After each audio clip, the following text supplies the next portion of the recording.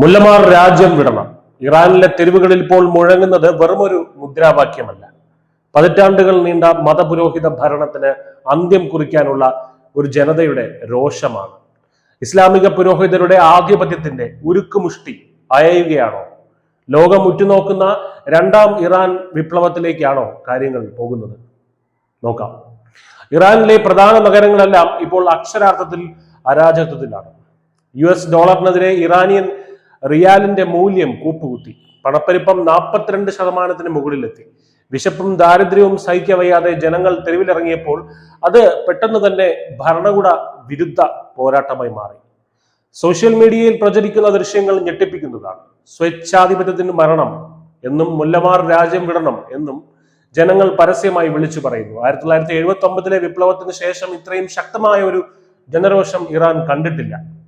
ഭരണകൂടം ടിയർ ഗ്യാസും ലാത്തിയും ഉപയോഗിച്ച് ഈ പ്രതിഷേധങ്ങളെ അടിച്ചമർത്താൻ നോക്കുന്നുണ്ടെങ്കിലും തോക്കിൻ മുനയെ ഭയപ്പെടാത്ത ഒരു തലമുറയാണ് ഇന്ന് ഇറാന്റെ കരുത്ത്. മോട്ടോർ സൈക്കിളിലെത്തിയ സുരക്ഷാ സേനയ്ക്ക് മുന്നിൽ പതറാതെ നിൽക്കുന്ന യുവാക്കളുടെ ചിത്രം ഇന്ന് ആഗോളതലത്തിൽ പ്രതിരോധത്തിന്റെ പ്രതീകമായി മാറിക്കഴിഞ്ഞു. ഇതൊരു പെട്ടെന്നുള്ള പൊട്ടിത്തെറിയല്ല.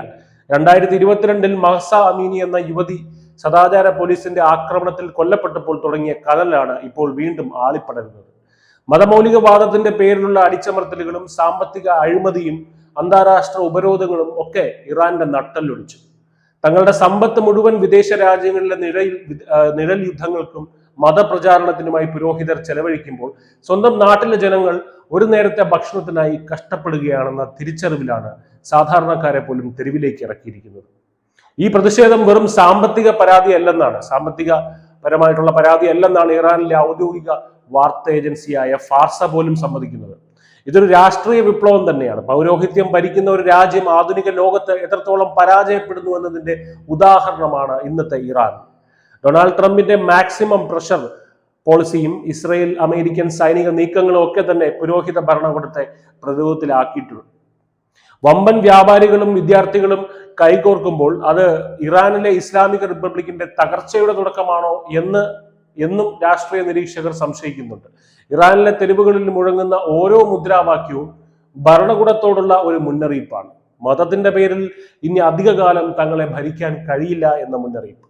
ഈ പ്രക്ഷോഭം ഒരുപക്ഷെ അടിച്ചമർത്തപ്പെട്ടേക്കാം, പക്ഷേ മാറ്റത്തിന്റെ വിത്തുകൾ അവിടെ പാകിക്കഴിഞ്ഞു.